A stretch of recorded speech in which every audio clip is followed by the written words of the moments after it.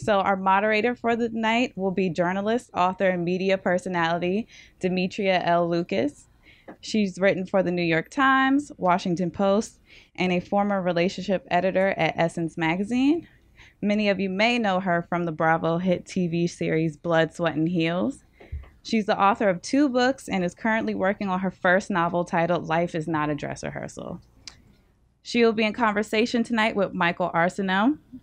He is an author, journalist, and has contributed to many platforms such as The Atlantic, BuzzFeed, and Teen Vogue. He's known for his witty humor and commentary on politics and pop culture. He was named one of the best Black bloggers to know by TheRoot.com and listed as one of the top Black Twitter voices to follow by Essence, which are both media outlets he continues to write for. We're here to celebrate his first book, I Can't Date Jesus: Love, Sex, Family, Race, and Other Reasons I Put My Faith in Beyonce. So everyone give him a round of applause.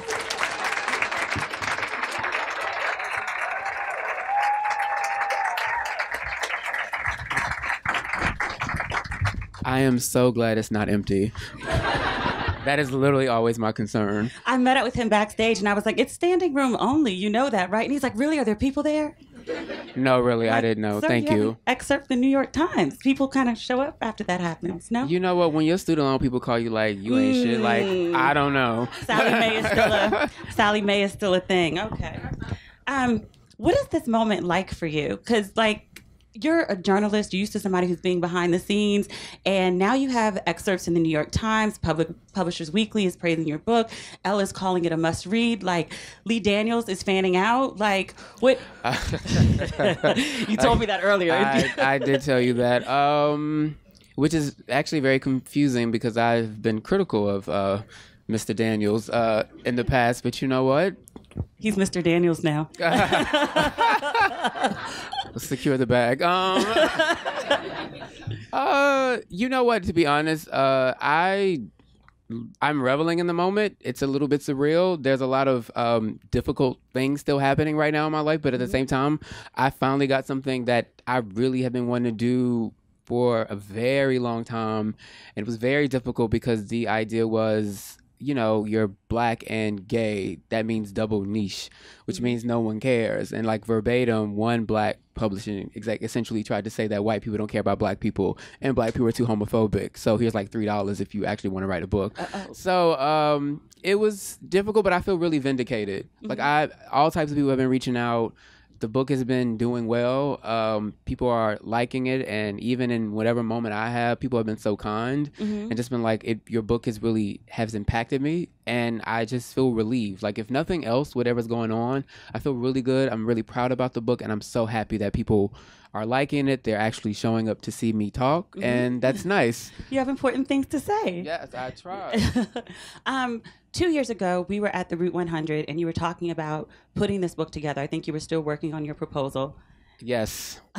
Yes. And one of the things that you were struggling with was finding, not necessarily you finding your voice, but you had a voice, you had a point of view that you wanted to assert. I think your quote is, "I don't do sad gay." Yes. And you were trying to push out a version of your story that people were not receptive to. How did you push through to get your voice out? Well, I'm working through my PG-13 versions of how I normally speak. The thing about 2 years ago, well, 2 years ago, it was just like, you're cute, but I don't want to fuck. That was the thing I got from publishers, where they were like, it's one thing to be told, I don't like your stuff. I can work with that because I'm not for everybody, but everyone kept giving these really polite no's. It'd be like extensive notes about what they liked about the proposal. They were like naming people, saying all these lovely things, but then not making offers. So I was like, what the hell am I supposed to do with that? So that was really frustrating because you can't do anything with like a detailed positive no. And so when I saw you, I was like frustrated, and I'm thinking, what do I have to do? I think the issue is that I think if I were white, they would be like, oh, David Sedaris, oh, Augustine, like they would know the references. I think sometimes, particularly when you consume otherness, especially if you're Black, it's usually consumed through pathology. Like, it's so awful to be you. And there are a lot of dark moments of my life that I write about in the book, but it has a sense of levity. My spirit isn't meant to be sad. I don't shy away from the fact that I have these dark moments, but I try not to I don't want to be consumed in some pathological way. And I say this with all due respect. I don't want white people to consume me and pity me. I don't want to be another... Don't get me wrong. I think sometimes a lot of life is difficult and we need to tell those stories exactly in that way. But if someone wants to tell it with a different spirit, if they want to say it with humor and mix humor and pathos, you shouldn't think that, oh, because you're black, then that wouldn't be possible or that it wouldn't resonate with other people, that you have to stick to this format. It kind of reminds me of there's a New York Times piece like 2 years ago. They talked about like of the very few black women who have won or been nominated for Oscars, they all played basically impoverished or like a drug addict. But that's typically what we're rewarded for when we reach these places. And publishing, we're grateful this is here, but it's very archaic. And they wanted me to be like, I don't know, the Bernie Sanders of sissies, or they wanted me to be like homosexual Ta-Nehisi Coates, or they would just be like, be Moonlight, but even sadder. And I just, not me. That's not my story. Yeah, so thankfully someone finally was like, let me give you a chance to do it the way you want to. How did you decide what to write about? Or how did you decide how far to go? Because I got an early advance of your book, and I read like, a good 200 pages up until 4 o'clock in the morning. And I think I either text you or email you and was like, has your mama read this? Because, you did ask that, yes. Yes, because it's so raw and it's so honest in a way that it's the truth, but it's also uncomfortable. Like, so right. What was your process? The thing is, I actually, believe it or not, left quite a bit out. So the thing is, when you're writing about your life, you have to include other people, and you have to be cognizant, but you also have to be cognizant of the fact that in telling your story, it's not necessarily your place to be telling someone else's like total business. You need to be very respectful. So one thing I wanted to do when talking about my parents was to be honest, but to be fair to them. Because one part of my own growth and development was to forgive them for things that I felt like they were done wrong to me, but also in assessing what I've done and how I've contributed to that. But I also wanted just to be fair to my parents, because I do love my parents. I think so often, particularly when it comes to queer people and acceptance with their parents, you guys get the after school special, or you get like the horror flick. And for a lot of us, there's this gray area, and how do you navigate that spaces? And I wanted to be fair to why my dad the way he is the way he is. I wanted to be respectful of how the role faith plays in my mom's life, and that's why she clings to it to the point where we have a conflict. But my mom has not read it. That was my next question. She has not read it. Well, the thing about that is I wasn't afraid. It's just, to be blunt, the last conversation we had about it a couple months ago, I have bigger ambitions for the book. I would very much like it to become something else. And thankfully, people are agreeing with me about that, and we'll see what happens. But in trying to talk to my mom about that, about being like from Harlem, Clark, and Houston, not coming from money, knowing our background, I was like, wow, look at this moment. And like even if nothing happens, isn't that great that like I'm actually here? And all she said was, well, if that's how you want to live your life. And I was like, oh, girl, I'm not doing this with you. So we haven't talked about it since then. I do know my aunts have read it. My mom's sisters have read it. They were supportive, and they both said that I was respectful, and they appreciated that, and they thought I was fair but honest. Obviously, some of it is very hard to read. I don't know if my mom will read it. It's my understanding that she is not trying to read it anytime soon, but whenever she's ready to read it, I'm happy to talk to her about it. But there came a certain point where I just couldn't keep trying to force a situation. I can't force someone to meet me. I have to let them be where they are, and hopefully things work itself out. But we do love each other, and now it's kind of like the spirit I wanted to capture in that chapter about my mom, who is the basis of the title, I Can't Date Jesus. So we'll see what happens. I know my dad's not going to read it, but we'll see. He might hear about it and then communicate through my sister. Okay. That's a start. Sort of. Okay. Look, I meet them where they at. My dad literally called me the other day. He didn't bring up the book. He was like, you all right? I was like, I'm okay, Pop. Yeah. All right. Because I love you. That's how I usually talk. It's like, he looks like Cat Williams and he talks like a hurricane. Mm-hmm. So, all right, Pop, love you, Bob. Love you too, and then he hung up. Okay. Yes. What do you want people to take away from this book? Because in all of the press about it, it says, it's black, it's gay, it's Beyonce, it's religion. Do you have a different, what do you want people to read this in? It's so funny. People actually think I literally am trying to start like a Beyonce church. Like, that's not, she's my Lord and gyrator, but I don't literally worship her. Even God makes mistakes. In her case, it's like the first half of I Am Sasha Fierce. So it's like, don't tell her I said that. I'm going to tell the Beehive. I'm going to tell Okay, the look, about that, it sounds pretty, but I didn't want Beyonce as Sarah McLachlan. I'm a bird. I wanted Thought Bops. That's all. I lost the question. What was it? I started going into a testimonial. What do you want people to take? I'm really simple about that. Like for me, all I ever want to do in my material is make people laugh and make people think. I don't really try to tell the reader what they should take from it. I'm just curious about what people pull from whatever I put out there. But I did write the book I wrote a book that I wish I had when I was growing up. I wrote a book that I hope people who are like me that still struggle with that can at least find some connection to it. But if you struggled, regardless of your specific identity, but if you've ever had to struggle with reconciling who you are with what you were taught to believe that meant, then this book is for you and you can find something in it. And other than that, come what may and please buy it. But yeah. Like by all means, pick it up. You know, when I read it, you know, obviously like I'm black, but I'm obviously not a man and I'm obviously not gay. But it resonated with me in like a very deep way, like the humanity of it, because I think everyone has family problems, and you know, if you were raised in some form of religion, you usually have a conflict about, you know, like what you were taught and how you were raised. So I think it's absolutely amazing. It made me want to pick up my pen again. So thank you. That means a lot. Thank you. Like, yeah, it also made me want to burn my notebook. I was like, oh, I really need to step my game up because this is phenomenal. I appreciate it. You know, I loved your first book. I obsessed over your birthday post, so I appreciate that. The thing is, like, I literally just wrote a coming of age story. I just happened to be like a country dude from Houston and who likes dudes. Like that literally is it.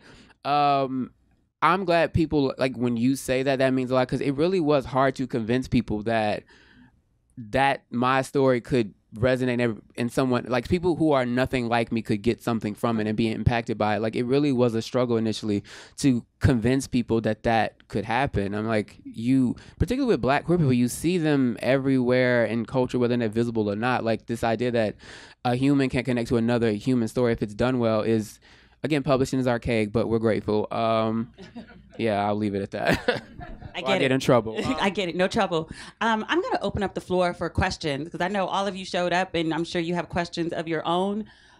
Hi. I have a question. I'm an aspiring writer as well. And I just wanted to know, did you read anything while you were writing? Did you get distracted? Like I've seen, I think Damon Young posted about something like that where he was just like, I can't read anything right now. Like, you know, did you feel like at some point, not even, would you like accidentally, like in your subconscious, have somebody else's work in your mind while you're writing your stuff? So do you read anything while you're writing? Well, my writing process wasn't the best. I wouldn't recommend it. I was still full-time writing a book, and that wasn't working well. So then it came to the point like a lot of caffeine and an app to like control people like me who can't get off the internet and lock them out. So that's how I allowed myself to read one book, Samantha Irby's We Are Never Meeting in Real Life. I love Samantha Irby. I am such a fan of hers. I don't mean this in an arrogant way, but I don't worry about sounding like anyone else. But I do understand that subconsciously that might factor in. But like my voice is very specific. People that know me know that could be to a fault. I could be stubborn and very opinionated. But I sound like me, so that wasn't really my concern. Love Samantha Irby. I feel like our books are like cousins in terms of genre, but we're not the same. And yeah, I love her, but like I didn't need to. I'm gonna still sound like me. It's just too specific. Makes sense. Thank you. You also told all your social media followers, you were like, if you see me on here posting about nothing, it like, you know, noon, get me off. Like, tell me, like, get the F off of here and go right. And I told people, and they saw me on the street, and someone was, what you doing outside? And I was like, look. I was like, I'm actually going to CVS, but I appreciate you. And literally at a brunch spot in Harlem I go to, was like, you ain't supposed to be here. Go. I was like, you right. The people have spoken. Don't let me be lonely. Ask a question. Like, please ask questions. I have a question. Hi.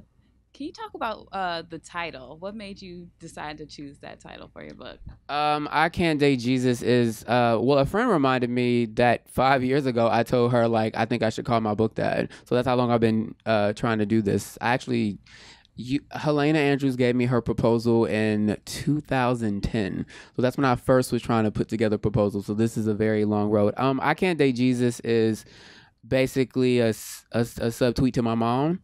It's a conversation we had where, and I say this respectfully, I think there are plenty of brilliant people who are religious, but sometimes religion can make brilliant people suspend their better senses. And what I mean by that is that it's particularly Catholic doctrine, but like a lot of Christian denominations have this belief that, yes, you're born gay, but it's an affliction, and to act on it is an affront of God. So ultimately, you're essentially asking people you're realizing you can't help who you are, but they're treated like you're like in a regular gene, like soda, like an outlet mall. And so that this idea, like if you act on your natural urges, that you might go to hell. So the idea that I'm supposed to not be full, not have pleasure, not lead a whole life because I might get hit by a bus and go to hell, and that's a direct quote. Why ask me not to be whole based on a maybe? And I personally don't believe God. I mean, I want to go down that road, but like there are plenty of theological arguments against a lot of the biblical text people cite. So I didn't go that heavy into it in the book, but it was silly. Like, I love my mom to death. We have creative differences about the inner sissy, but the reality is, like, I don't feel anything is wrong with me. You can't say in one instance God doesn't make mistakes, but in another don't do that because God won't love you and go to hell. It just doesn't make sense to me. So during the conversation, she just was saying all this, and I was like, well, girl, I can't date Jesus. What do you want me to do? And so that is the title, yes. Talk to me, because I feel like I know you. Like, we don't talk all the time, but we have these random conversations that are like very deep about like all sorts of dirty. Yes, it always goes into that. Like, I didn't know the priesthood. Like, you were up for the priesthood. You considered it? No, I didn't consider. I got recruited. That was a little younger, so that's what that was. I write in the book. I was 20 years old. A priest that had a cheap curly wig. He wanted me to be a priest, and he wanted me to pledge Q. So it was just, and then I realized he did wear purple a lot, and he used to be a choir director. He used to be Methodist, became Catholic. He tried to recruit me during a confessional, and that's in the book. But that actually really happened. I was 20. And I'm not a priest. I was literally only an altar boy once. Like, so I was always up in church, but I wasn't like active. And my mom actually didn't. She was like, I don't want you to be no priest. I want grandchildren. Okay. All right. Okay, that's mama. Hey, how are you? Hey, I'm fine. I have another question. As you're a gay black writer, I was wondering your opinions regarding Baldwin and Baldwin's canon of work, because I never really came across a piece where he discussed being black and gay specifically. Now, we have Giovanni's Room, but that's, between white gay people. And so I was wondering if you had any opinions about Baldwin and my friends and made faces because they know canon. This is a setup. James Baldwin, like most people, I revere him. Brilliant writer, beautiful writer, brilliant writer, incredible writer. I get that. In terms of sexuality, I read Giovanni's Room. It scared me just because I had never maybe read about same-sex attraction depicted in that way. But you're right, they were white people. Oh wait, let me say this right. In terms of writing about race, influential. In terms about sexuality, there's nothing really for me to pull from. And actually, since I function as a cultural critic, I actually find James Baldwin like a little snooty on that front, because he didn't like Carmen Jones. Like, that was lit. Like, he would hate Real Housewives and Love and Hip Hop. So it's kind of like, if he was talking about white people and Democratic politics, I'd be like, yeah, but then everything else, I'd be like, I don't see it, sweetie. So yeah, am I gonna get hit after this? Like, jump by Baldwin fanatics? Because I think a lot of they chase to be like Baldwin. I don't want to be Baldwin. I want to be Michael Arceneaux. So I will not confirm or deny anything that was said, but I might denote that I didn't necessarily hear a lie. But and bringing it back to me, I will say in the book, I write about sexual racism, but I think typically so often white editors always want you to write about basically how white men don't want to have sex with you, and how So, but the idea of like, I get you have to combat sexual racism, but this idea that like black gay men have to consistently write about not being the objects of affection to white people centers whiteness in a way that I was never comfortable with. So there's a chapter, the book that begins, it's a Nicki Minaj reference. It's one of two, but apparently somebody's like the Barbs don't read, but I didn't say that because I'm Team Minaj. I need to pray for her, but yeah. No, but the chapter begins with, I don't really care about white people like that, but what I mean is I don't center whiteness in that way. So to your point, I can't relate to him on that level, but you know, it was a different time, and I'm gonna go to the next question because I'm not getting in trouble. Hello. Hello. So my question is why you chose a memoir as your first book. You know, you do so much cultural criticism, and so much that's out in the space right now when it comes to race and politics comes from kind of a critical lens, but doesn't necessarily require you to pull on your own experience. And as you said, that can be really difficult to be personal in that way and put yourself out there in that way. So I'm wondering why you chose memoir and if you consider doing anything else. Oh, it's a really good question that no one else has asked. That's why you're such a big deal at the Atlantic. Hey. I'm gonna let y'all in on a little secret. I don't give a damn about half the shit I get asked to write about. Like, I don't care about these people.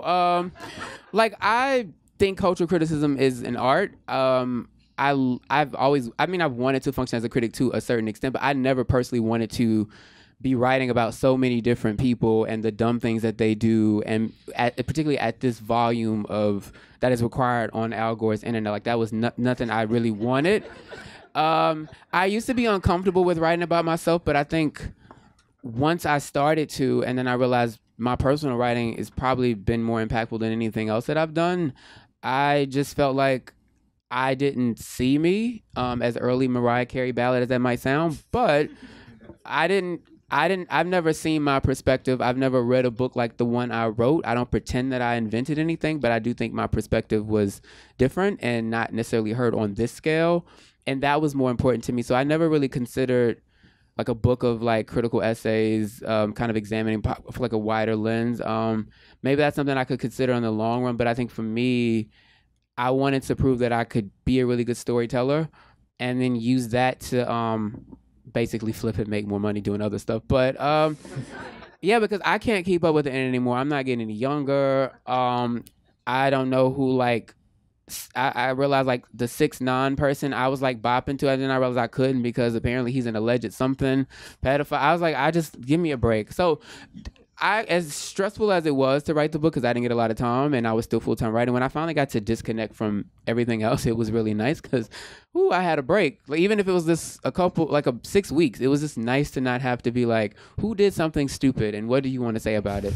Yeah. How do you keep from getting burnt out with that? Because we had like a similar trajectory with that, and I was like, I can't do it anymore. I have no idea. I'm burnt out like hell. Okay.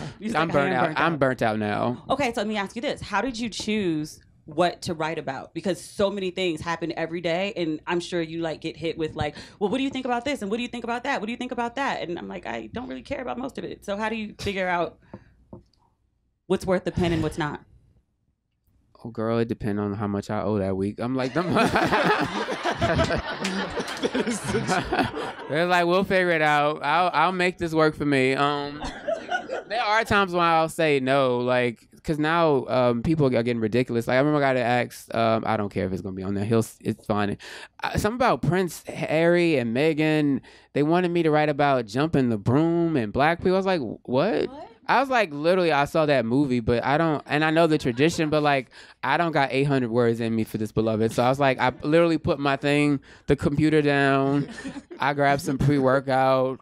I hit my vape. I was like, I'm going to the gym. I'm like, I need a break. I love you. Yes. Hi, Michael. I have a Beyonce related question. So it's 2 parts. I'm intrigued. Go on. So, really simple. What is your favorite Beyonce album? I understand that they are all, well, first half of Sasha Fierce, but yes. But what is your favorite Beyonce album, if you could pick one? And are you going to punish both of us? Like you said, the Sarah McLachlan half. Nope. Yeah. So get in trouble. I know, Both because I'm of trying to y'all. get her to get the book. So let me shut the hell up. So what's your favorite Beyonce album, and are you going to see her in Houston in September? Oh, I ain't seen her in Houston since like the rodeo. So no, I'm seeing her Thursday in Jersey, and then I go to Houston for another event. My favorite Beyonce album is B-Day. I think her best album is the Beyonce album. B-Day has like a personal kind of like thing for me, plus just being from Houston and just knowing what she was pulling from at the time. But the Beyonce album is probably like her best overall thing.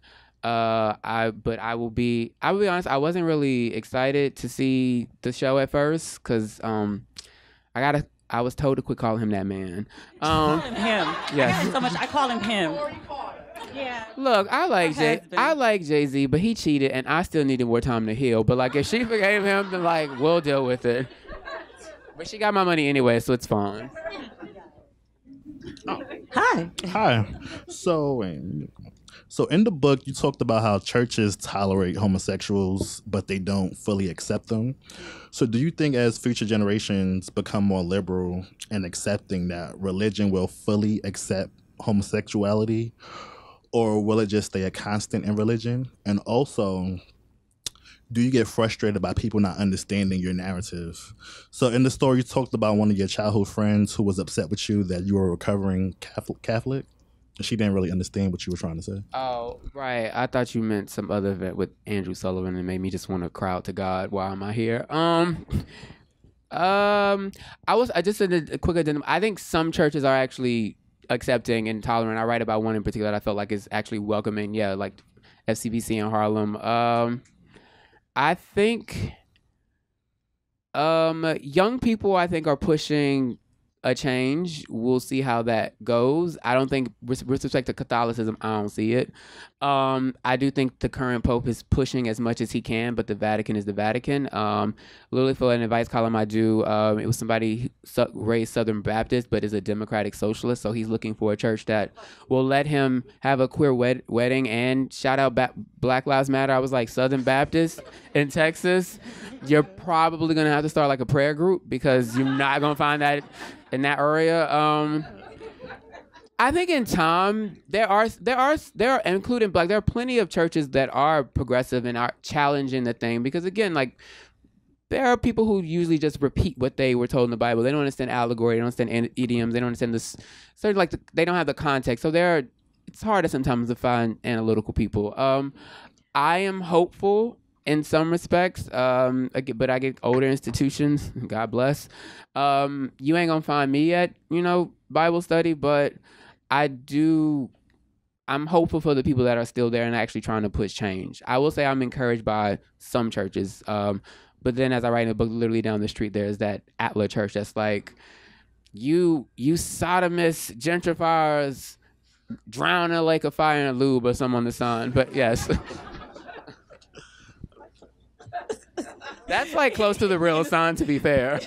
If anybody's seen that church, it ain't that far away. Oh, yes. Hi. Hello. I'm Courtney from Dallas, so good to see you. I wanted to know just how you stay sharp. Like, just, I don't know if you listen to like podcasts or if you got something you're listening to, if you have a workout, just what keeps you just sharp and fresh beyond life's experiences, of course. Oh, you mean because I got a slick mouth? Yes. It's the God in me. I'm kidding. No, I mean, I don't know. Like, I'm just, I don't know. It's always a lot in my head, and I consume a lot of stuff. I don't listen to podcasts as much as maybe other people do, but I listen to a few every now and then. I do like Fresh Air. I like, Hey Girl. I've read Jenna Wortham's podcast, but I actually don't get most of my information from that. It's just kind of scrolling. I just consume a lot of stuff. I probably shouldn't watch as much cable news, but I always got something to say. Well, usually. I could hear somebody going to use that quote against me, so I take that back. That's retracted. But I'm very opinionated, so it's not hard to get me to, like, spout out something. Okay, I got to follow up to that. Right. So, like, you get these different thoughts and stuff, but how do you, like, differentiate between which ones you're going to fool with? Because you get a lot throughout the day, and you could probably write or talk about whatever. Well, I do tweet a lot. So, and then sometimes I go to Insta story. to blab something on the way to the gym or something. I tweet a lot. That's usually my way of like, if I see something and if I want to say something, I'll get it out and be done. Sometimes editors confuse that with like, oh, would you like to write about this for like 800 words? No, it's a tweet. Or they'll be like, so what else did you want to say? I said it in the tweet. Hell you want. This is why I got to get out this life. Girl, buy the book.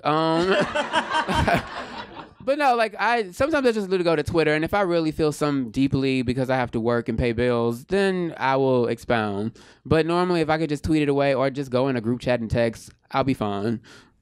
I hope I answered that question. You did. Okay, thank you. How do you avoid giving your ideas away? Because it's one of the reasons I got off Twitter, because I felt like I would tweet something and then I'd see the article somewhere, and I was like, I probably should have written about that. That should have been my check.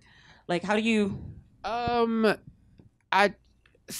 I have self-control. Sometimes I just don't care that much. But if it's anything that I think someone could take, or if it's too specific, I'll either know better than to post it and just text it to a friend just to get it out of my system, or I'll quickly delete that shit and be like, never mind. Never mind. Yeah. Do you have any additional questions? It got quiet. Don't do that to me. What is this process like for you, being on the other side of things? Because you write about subjects, and now you are the subject, and people are reviewing your work, and Girl, it's about time. I'm kidding. I'm kidding. I will say it's big. I kind of wanted. Yeah, I mean, I actually did. I wanted to kind of be the person finally getting to tell my story rather than just kind of talking about everybody else. So let me not bullshit. I will say I'm not necessarily.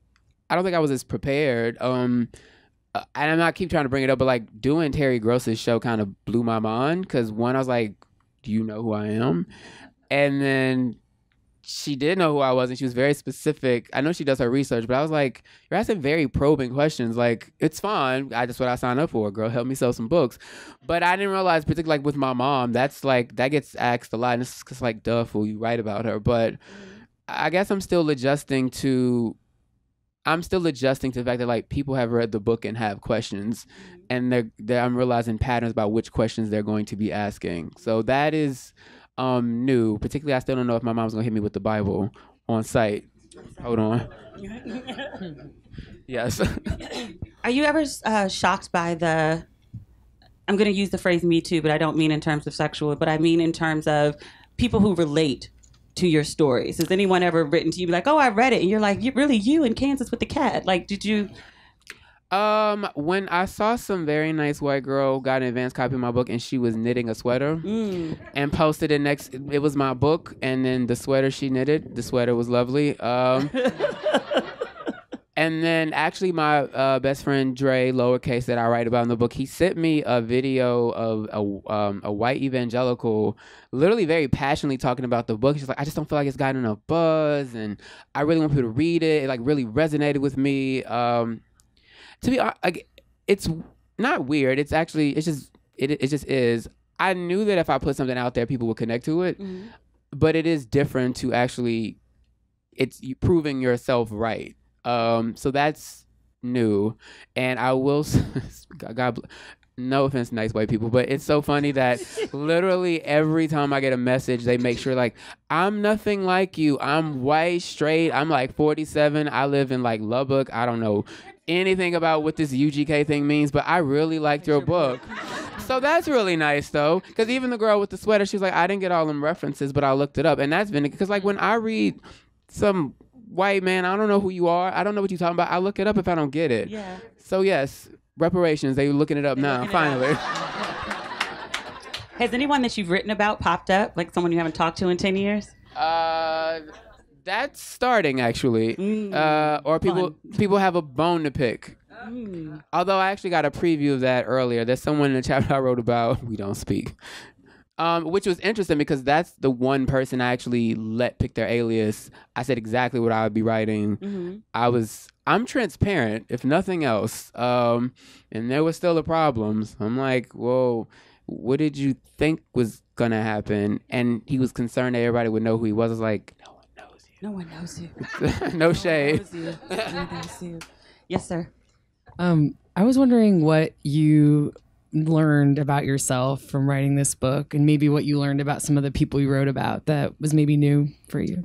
What I learned about other people, I'm glad that I actually talked to my sister about my father to have context about my Uncle Daniel, and something I wrote earlier in the chapter. If I hadn't had that conversation with her, I would have missed some very important context, and it made me go back and, because I tried to had already be forgiving to my dad and try to give him layers and texture and nuance, but when she told me certain things about their relationship beforehand, and she basically said he was speaking in anger and that my dad really didn't care that he was gay. It's just when he died, he was hurt and angry, and that's how he reacts. I was like, yeah, that is how that man reacts. So that was helpful, and that actually made me learn some stuff. But with most of the people, I really had already made peace with what I was going to say and how I felt. So I didn't necessarily have that many surprises. I will say what I learned about myself is that maybe writing about my parents actually made me cry. And I usually tell people I'm dead inside and don't usually like to cry. And I don't mean like in a brag way, like you need therapy, you should be crying. That kind of, I was like, oh, I'm still not necessarily carrying it with me, but it's still an issue, because I will say the mom question continues to be a raw subject, because that's actually still happening. But I don't pretend that it's settled in the book. But how much certain things still kind of get to me to an extent was a little surprising, because I finally had to like answer it. So thank you. Hey. Quick question though. So in the book, you sort of give your honest opinion about some things, and then you not pull back a little bit, but sort of like acknowledge that there's another perspective out there, starting from like the fast food at the very beginning throughout the book. With the current president, you just don't do that at all. So like, how do you decide when to like honor the other perspective, or just to say, fuck it, like I don't care about how you feel? When they're not a white supremacist, I can give you nuance. That's all I get. Yeah. Fair. Yeah. Very fair. Yeah, I need help. I don't know. I vape. I'm an advocate now. Do you sleep with your phone or your laptop? Or you? I do not sleep with my laptop. Okay. That's been stopped. Probably because I need a new one. And I just feel like, girl, just stay alive right now.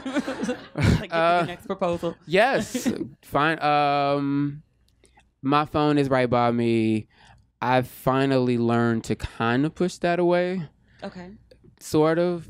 I'm not really good with like completely turning things off. I should work on that, because I would sleep better. Because I haven't been sleeping as much lately. No. Actually, wait. I take it back, because I'm old now. If I can go to bed at like 10, 11 o'clock on a weekday by phone, that hasn't happened so much lately. So I have to like answer the phone, because you have to be, you taught me, be very engaging with everyone, respond to all messages, be thoughtful, because everyone remembers stuff. And I don't want nobody to feel book too like, well, that motherfucker didn't tell me shit. Like when I was doing it, I was like, he ain't thank me on IG, you know. So it's like, yeah, I'm awake. How do you keep from, and maybe this is my personal, no, everyone has this issue. How do you keep from like flipping on people? Because people have like, clearly, you know, that's my struggle. But no, I feel like there's a call out screenshot culture now, which is different than even from 3 years ago. But it's like people say crazy things, and then you reacting is the story. And then like the story isn't what the person said. The story is, you know, journalist, author, pop culture critic, blah blah blah said. So I'm not where you are yet. So that ain't come to my problem. I have an excerpt in the Times, my dude. Like, well, girl, that's me bothering them. I mean, it worked. I'm not in a situation yet where I would have to step in the shade room, but I did mention in the book how someone screen grabbed a conversation I had, and the intent was to embarrass me. And I don't really respond well to that, so I just was quickly like, well, if you want to know what I said or you want to talk about it, we can. Here's your information. Do you want something else? As far as the clapback stuff, I would like to think that I've evolved on Twitter. I mean, you can still catch it. But believe it or not, I temper my responses, and I try to really, like, I really work hard to tame my inner Chris Brown, so it take a lot to get out of me, but I can be with the shits, but I try not to give people too much. Like Mariah Carey said, ain't gonna feed you, I'm gonna let you starve, and I should usually be like Mariah on key, but I'm kidding. I love you, Mariah. I'm kidding. Her voice has gotten better. Go see her in Vegas. I was joking. Yes. Hello, Michael. Hello, Michael. Hi. My name is Jamil Fletcher from Swerve Magazine. Hey, thank you. as a black gay man, I want to thank you and applaud you for having the courage to tell your story. I First of all, appreciate that. Thank you. All right. I came in late, so I don't know if you responded to this. The moment that we're in right now, where the voices from the intersection, you, Darnell, Pose, a number of TV characters, you name it. What do you think about this moment right now, about the voices from those at the intersection being told from various viewpoints? Darnell is a friend. I love Darnell's book. One thing I really liked about Darnell's book is that we have similar issues, but we talked about them in so many different ways. And one thing I didn't want was to be the only one. So I'm glad that we got to tell our stories our exact way, and there was no pressure on either one of us to be like the spokesperson, because when you are an other and you get to be in these spaces, they immediately want to make you like you're speaking for all of us. And it's like, I'm very specific. I am country. I'm black from Houston. I'm talking about me. If you click, you click. If you don't, I'm not for you. With Pose, I'm really happy because Janet Mock is a friend, so I'm proud of her. Like, it's really nice to see a culture that has been taken from and profited on by so many other people actually have this space where like trans people get to be telling their own stories. They get to be centered. They don't have to be sidecast. I'm really encouraged by what's happening right now. I think there's finally opportunity for queer people to have the recognition and the opportunities that we have long deserved. And I'm really, if nothing else, more encouraged than I am like fearful. And because a couple of years ago, if you were black, you probably wouldn't get on TV. It was even worse if you were something else. So like right now is a good time to be encouraged. And I'm just glad to, I wish this would have happened much sooner, but I honestly realized like everything happens when it's supposed to. And if it hadn't happened this time right now, I probably wouldn't even be getting a lot of the attention that I've been getting. So I'm really grateful and I'm really encouraged. Thank you. And I apologize if you've already spoken to this, but are you going to do an audiobook? There isn't one available. Okay. Yes. I was not doing one initially, and then people kept asking me, was I going to? Well, I actually assumed I would, and then my agent was like, no, sweetie. I was reserved rights. The reserved rights. Yeah, I was like, well, you better tell them. And so... No, because I actually think the audiobook has been doing really well. I was surprised. People want to hear my country self do that book. So, yes, it's available. It's cheap on Amazon on paperback Toya. Yes. All right. Well, thank you so much. Thank you. For your insight and your opinions and for being here. No, thank you. And thank y'all so much for coming.